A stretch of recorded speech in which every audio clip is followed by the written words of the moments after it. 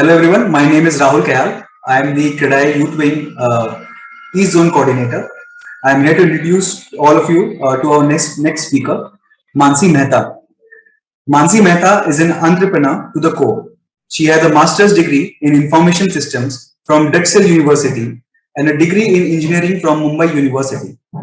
As Chief Business Officer at Jombay, Mansi has extensively worked with more than 300 plus companies across sectors to customize Jombay products for their talent assessment and leadership development initiatives.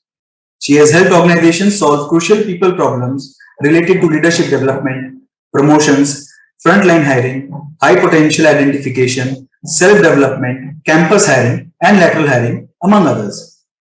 Mansi takes care of the business side of the organization and has a strong team of rainmakers to fuel double-digit growth month on month at Jombay. Her colleagues look up to her ability to build long-term relationships and provide robust delivery modules for customers. Before her stint at Jombay, Mansi founded and ran Services for You, a corporate consulting and concierge company that worked with major clients like Infosys, Mastech, Wipro, etc. She has always tried to make a mark in whatever she does, be it her personal life or entrepreneurial journey. I'll now open the forum I'll request Mansi to take over and address our audience. Thanks, Rahul. Thanks, Advait, and thanks the entire CREDAI team for having me over here. It's a pleasure. Let me share my screen so that we can get started. I hope everybody can see my screen, then I can get started. Okay. So, Rahul gave a brief introduction about myself. I represent a company called Jombay. This is my second entrepreneurial stint. The reason I'm on this panel today or this webinar today is because since the last 11 years, I've been a founder of an HR tech company, which is into talent assessment and development. Assessment means finding out where people are lacking in their behavioral capabilities, and development means where we have to develop them.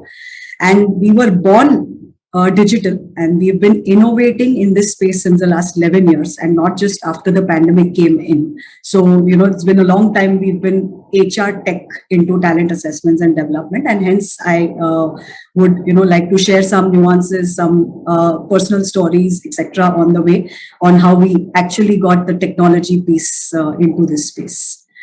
We all know sales, marketing, customer service, everybody invests in these softwares since years now. But today, finally, not just enterprise clients, but even small, medium-sized businesses are talking about HR automation. The statistics says that about 74% companies today are using HR technology in some other form or shape. It could be an ATS, it could be an HRMS, it could be an HRIS, it could be a performance management system. But, depending upon the business problem, they end up using some or the other automation software. Just my personal opinion is anything in HR when it comes to technology. Technology and human resources are collaborators. They can or should never be competitors, and that's what we've seen works the best. And hence some disclaimers. Pandemic has taught everybody to speak, use, abuse, misuse the word digital a lot. But the human part is never going to go out of HR because it's human resources at the end of the day. So an automated process will always give you a black and white mirror, but when the human element comes into the HR, that's where the gray areas can be read or seen or understood. So this is my humble request to everybody attending this session is automation is going to solve 60-70% of your problem, but HR or the human element is here to stay. It cannot be replaced with automation completely. So just a disclaimer from my end. When we talk about an HR automation lifecycle, there are many things that can happen. However, a company evolves. HR automation can happen majorly in these 6 areas, starting from when you hire somebody, recruitment, when you onboard somebody, when they come and join your organization, how do you maintain your employee records, how do you time track your employees' timings, payroll, leave applications, which are transactional activities for your employees. And last but not the least, performance and engagement. Now, if you see the slide, it's full of information. There are enough and more HR softwares available in the market today. But you as an organization need to know which is an essential HR tech tool and which is an optional HR tech tool for your own organization. You will see tech tools in talent acquisition, learning, productivity, talent management. Enough and more software is available, but not everything is applicable to every organization at every point in the company. You need to know first what business problem you're solving and then select the right tool, which is an essential tool and not an optional tool for the organization at that point. So let me give you some examples. We talk about the main thing is automation in recruitment and onboarding, because that is a biggest problem that everybody in the world is trying to solve. How do we automate recruitment and onboarding experiences? This is just a very basic preliminary presentation, so I'm not going to get into too much details, but it will give you a fair idea on how automation can help in recruitment and onboarding. Let me give you an example. The first step in recruitment is where you source candidates from.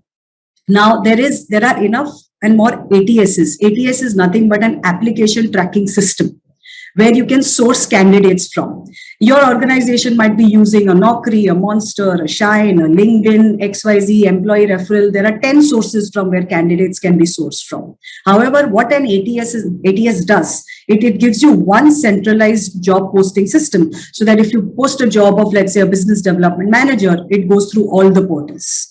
Similarly, today with a lot of HR analytics coming into this, it will give you data that, okay, LinkedIn, you got more, inquiries as compared to a Naukri, just giving you an example. So then, you'll be able to allocate those budgets more effectively into the sources that are working well for your organization, where you are actually getting sourced from, candidates sourced from. Once the sourcing funnel happens, obviously you want to screen that funnel well. You don't want to waste time in interviewing each and every person as a recruiter, as an HR recruiter. So the first step over there is screening of candidates. There are enough and ways to screen a candidate. The first way could be, let's say you've hired in the last 5 years business development managers who look like this profile. Their behavioral competencies look like this, their technical competencies look like this, they should be from these universities, their education should be this. So these kind of qualification criteria can be automatically put in, so that your first level of filtering or screening happens. Now with the whole technology aspect coming into the picture, there are softwares that help you. Like today, if I'm talking about, let's say, a competency called team management, my speech pattern, my presentation skills, my word choices will allow the software to rate me, let's say, an 8 on 10 or a 3 on 10. Even that can be used as a pre-qualification for screen candidates. The second place where screening can happen is with assessments. Now, assessments are more and more being used for behavioral fitment, especially. Technical functional assessments तो होते ही है organization में, but behavioral assessments tell you whether this guy or this girl is the right cultural fit in my organization, or competency based assessment. So you can have an aptitude test, which is basic, logical, numerical, verbal. It will give you an idea that does he or she even have that, that basic IQ in them to be even interviewed. Second is a psychometric tool. It's going to tell you, okay, now if I'm hiring this guy for sales or business development, then does he or she have the risk-taking appetite, follow-up appetite, stress management, target orientation. Those are the things that are basic qualities that you need in a sales professional. This report then gets used as a help or an aid or for the interviewer when the interview is happening, because I already know, hey, I'm interviewing Mansi, but I know she's not good at target orientation. So then probably in that interview, I'll ask Mansi that, Mansi, give me an instance where, when you were given targets or you were given ambitious, aggressive targets, how did you handle that situation? So it becomes like a probing mechanism in the hiring process. Now, the second experience I want to talk about in entire recruitment scenario is the recruiter experience. And again, this is a very classic scenario that we also face. Is anytime you are introducing a software in the hiring process, make sure you're making the recruiter's life easier. Because if that doesn't happen, the recruiter is not going to end up using that system. There is going to be a pushback, because any which ways there is a talent war going on. And plus then if you are adding more and more layers of complicated system software on it, the recruiter is going to give up. So think of a software for hiring as a promotion to the recruiter and not as a replacement altogether. Even for a recruiter, the most painful aspect is the whole, setting up interviews, rescheduling the interviews, making sure that the timings are maintained. If there is anybody who's not turned up, etc., etc. This can be definitely automated. So there are softwares available for scheduling video interviews, rescheduling, matching calendars. That can be an automated aspect, which reduces a lot of operational effort of the recruiter. The third experience I want to talk about in the recruitment scenario is the candidate experience. Today's users are all consumer tech users. We are dealing with people who use Zomato and Big Basket and have amazing, consumer tech experience. So make sure when you introduce a software, the candidate end user also is having a good candidate experience. The email communications that go to the candidate, hey, your interview is scheduled at this time, can be more nice. There are templates available on softwares. There are even chatbots available for any support FAQs or queries if the recruiter, if the candidate wants to ask a chatbot and not really the recruiter. So ensure that the candidate is having a nice experience before even the hiring or interview process begins. Now, assuming once the recruitment is done, you have to onboard that person. Where automation can be done is onboarding checklists, emails, reminders, e-signatures, and support team again for FAQs in terms of chatbots or help or chat or email support, etc. Onboarding where it should not be automated, in my experience, we've seen is cultural fitment. You cannot really end up explaining a person the culture or the value system of the organization through a software.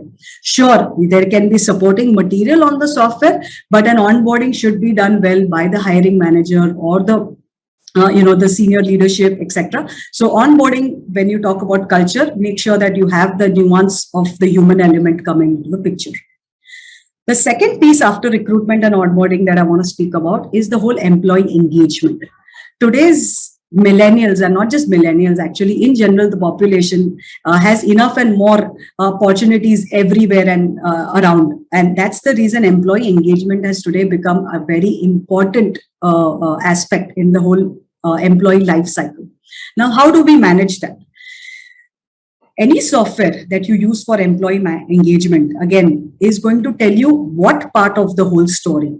When you add a human element into it, the why part is going to be understood. So ensure that an employee engagement process is 50% automated. Let's say 50% still human intervention is needed. And let me tell you how over here. What can be automated when it comes to employee engagement? This whole tedious transactional thing that an employee needs to go through. Leave apply karo, timesheet tracking, an engagement survey can be filled up, a culture survey can be filled up, a perception survey can be filled up. Performance management systems can be there to give you historical data that what did he or she go through, how many times did they go through, how was their appraisal history, etc., etc.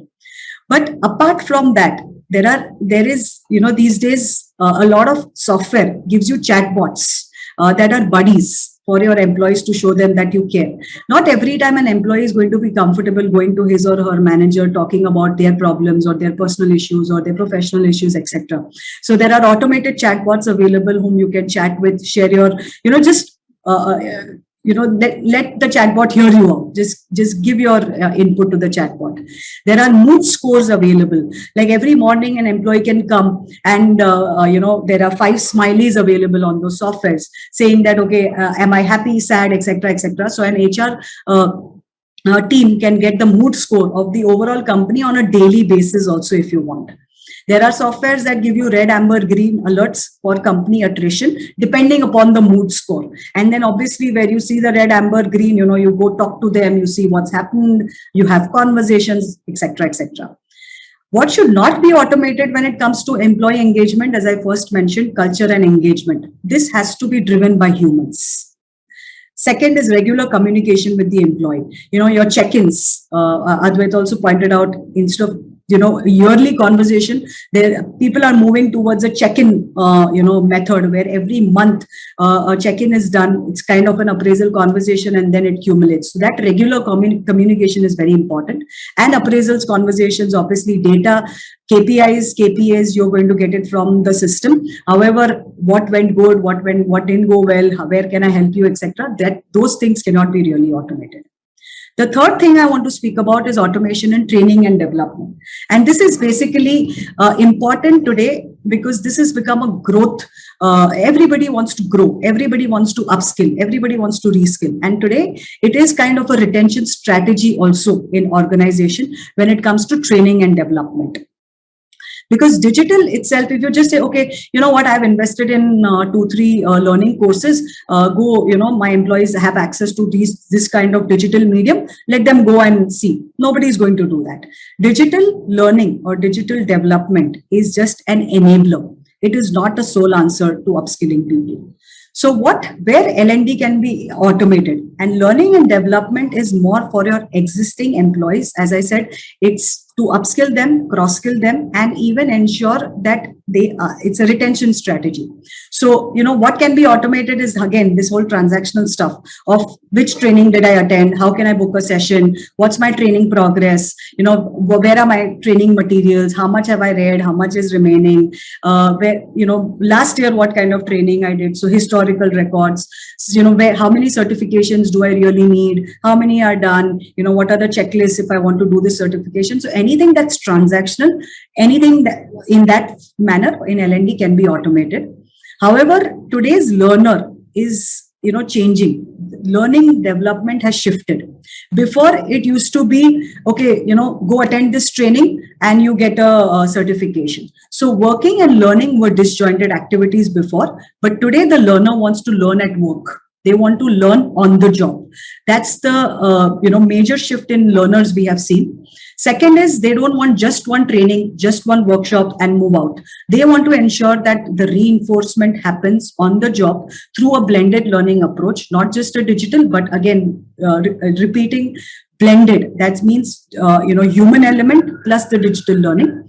And academic learning, not just books, videos, material which is academic. They want more practice oriented and experiential learning. Experiential learning is the new way of learning these days, and everybody enjoys it because it's on the job. You're doing activities, you're doing assignments, case studies, etc., which actually you can apply in your day-to-day activities. So how does this happen? Everybody is today as an attention deficit learner. They cannot really sit for an 8-hour session and assume that, okay, I'm going to change myself in 8 hours. So after that, people want bite-sized activities. They don't want those long-driven action learning projects which go for 6 months. They want small case studies and they want challenges. And this can be from a 3 to 6 month journey. So moral of the story, what I'm trying to say over here is, if in case in your organization you are doing any learning and development activities, don't just look at it as a program or a day activity or a workshop where a trainer comes and do it. Look at it from a different perspective where it becomes a journey and the learner is equally involved along with the facilitator or the trainer, and it's not just a one-way road. So moral of the story again over here, automation serves as to empower and envision the future of work and not just the only sole purpose of work.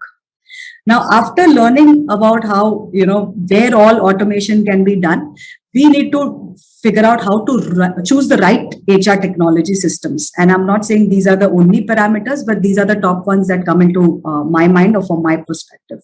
So the first thing, and I tell this to all the HR people whom I deal with, is solve the right problem.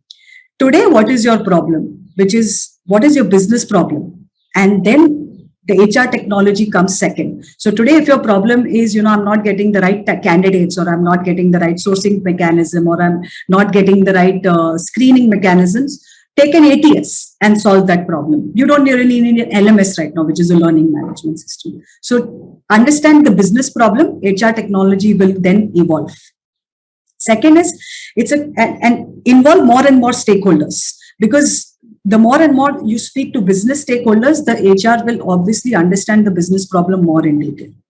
Second aspect is fear of change. When you introduce any HR technology system in the organization, there is always a fear of change. And this is not HR technology, this is actually any technology. So there will be some people who will be your, early adopters. And then there will be some people who will be your skeptics. Why are we doing this? This is not really useful, etc., etc. So engage the right stakeholders, which are your change makers or your change champions, so that the adoption is easier for the laggards and the skeptics going forward.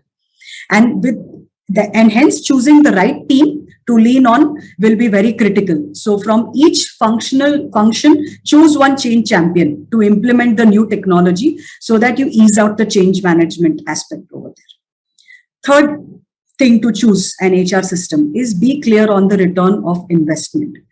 Every technology needs return of investment. So when you understand the business problem, you understand, okay, this is the right technology I'm trying to get.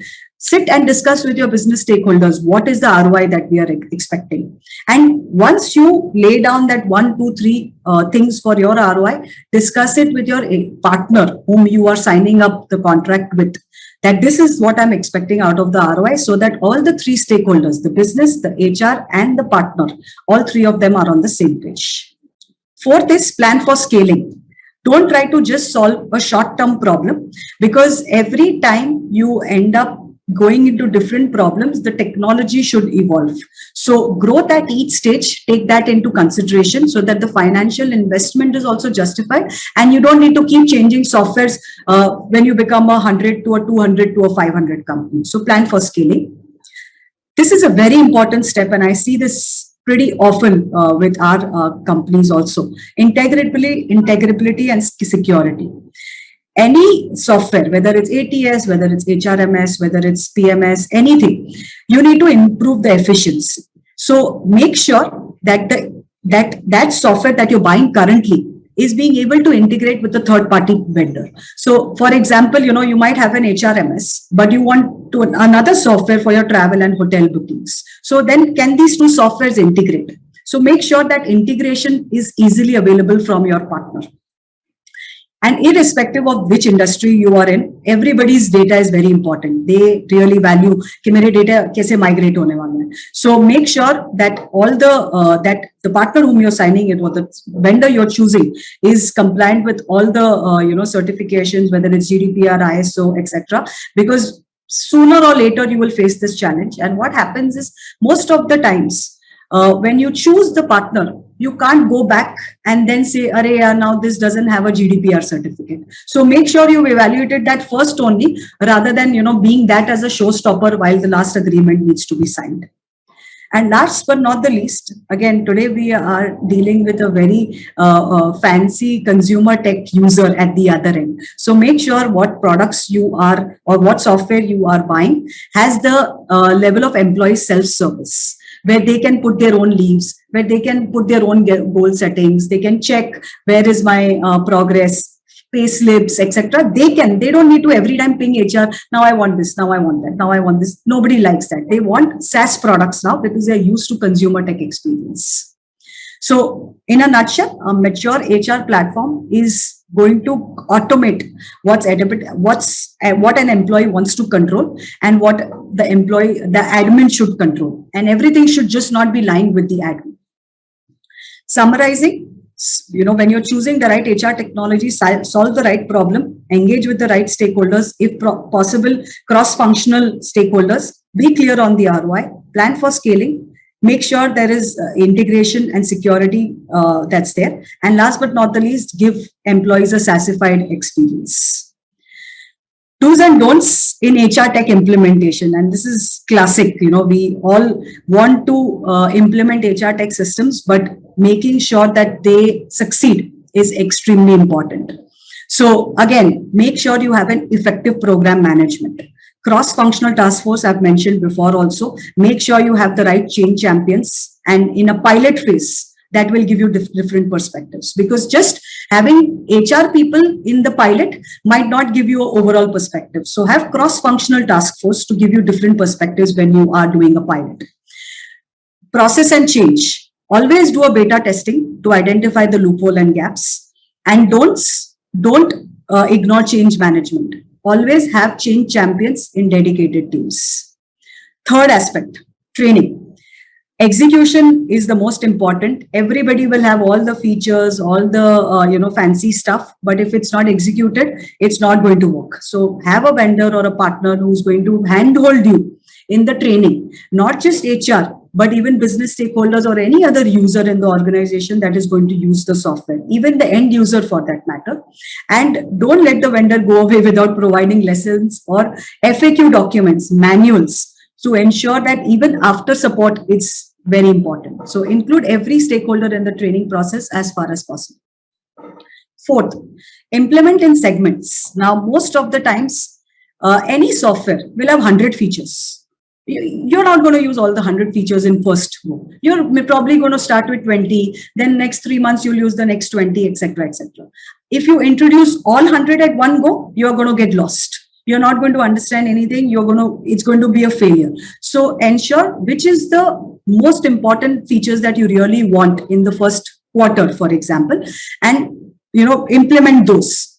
And when you scale up, you then go to different feature set, which is more advanced, so that then people are used to that software. So implement in segments.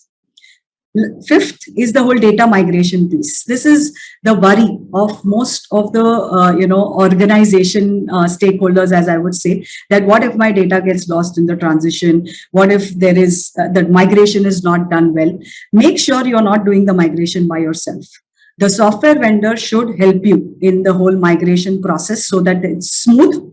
You have tech support available, you have backups, you have information in case there is any loss. So any software that you introduce in the organization, make sure the partner or the vendor partner is a collaborator, and it's not just a one-way effort that either they are doing everything or you are doing everything. It has to be a collaborative effort. So again, in a summary, when you are implementing HR tech systems, you need to make sure you have an effective program management in place where different stakeholders are there.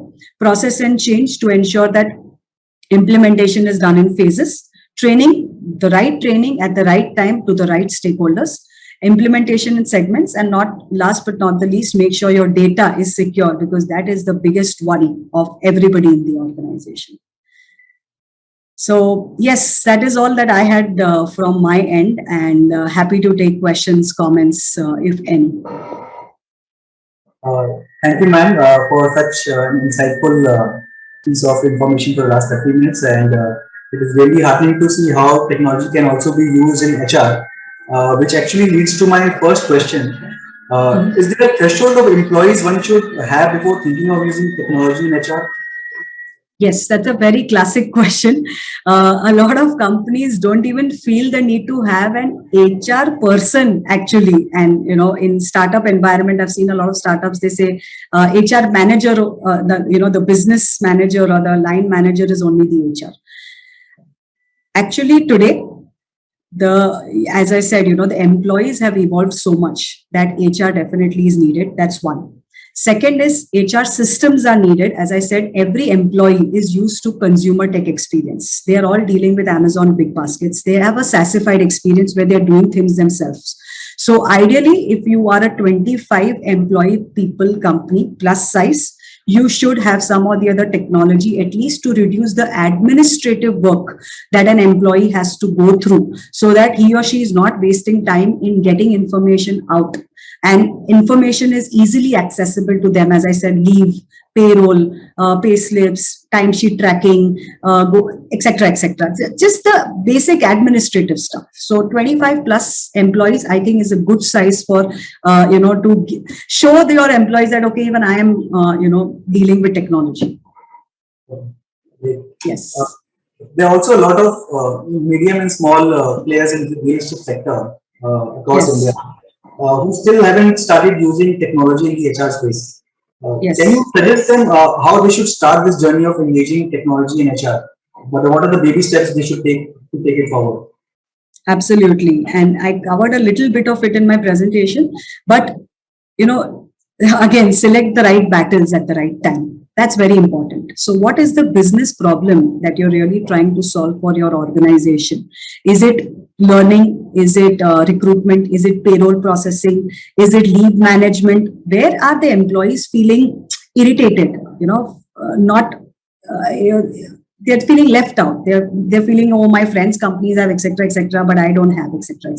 And I'm sure that must be coming in conversations. So see where the business problem is first. Otherwise, if you try to do everything, it's going to be difficult. In my personal opinion, hiring is the best place to start automation, because that's the first step in your funnel of HR. If you start there, eventually you will, get all the pieces of the puzzle right. So that's where I would, leave this answer.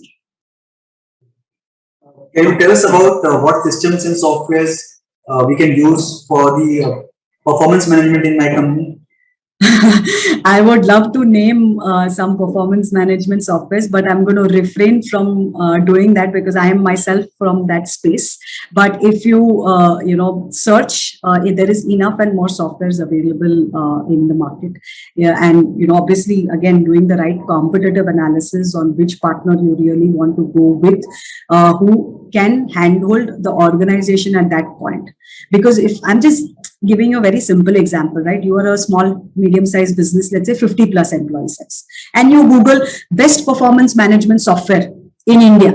Now, the best performance management software is not going to be interested in really dealing with a 50 size company like you. So again, speak to the right partners, evaluate the right, business problem, and see which partner clicks well for you. See, these software relations are very two-way.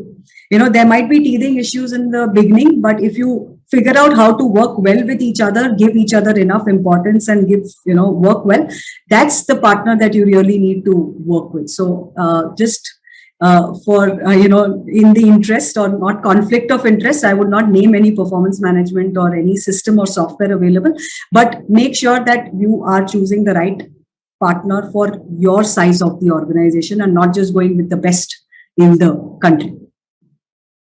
Ma'am, is there a significant difference in performance between companies that have adopted technologies and those who haven't? Absolutely, yes. There are statistics that show employee happiness. Employees are happy today using technology, and there is no doubt on that. And I do have, I don't think I can pull that up right now, but we have done enough research because we are in this space.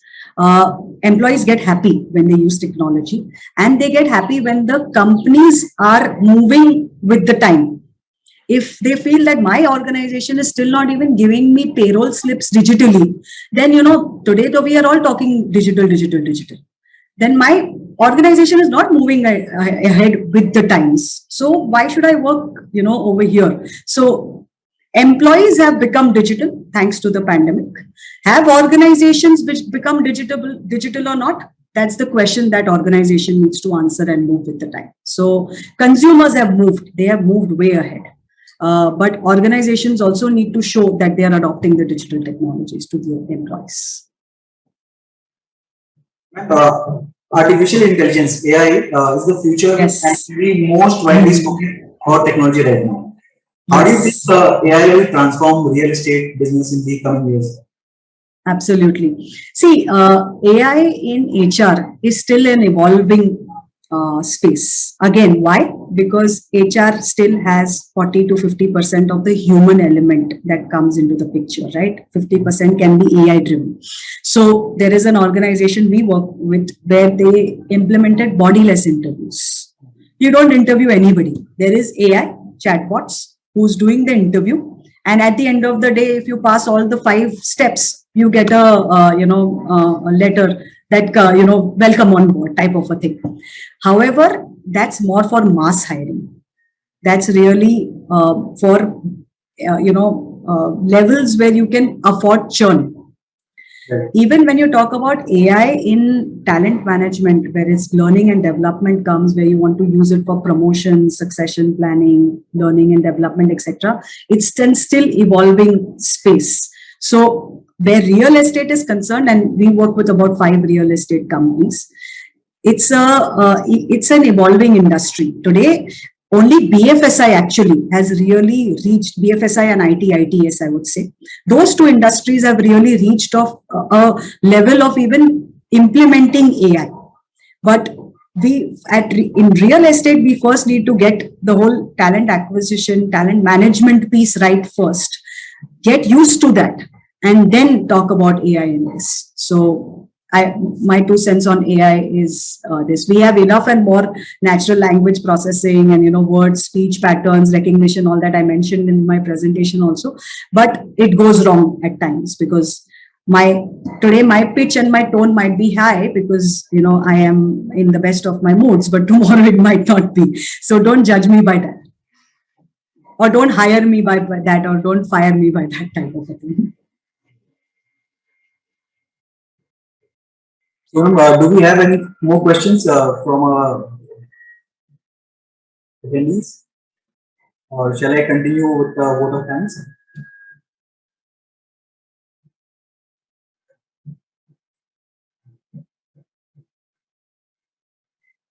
So, ma'am, thank you very much. We'd like to My pleasure. conclude this session.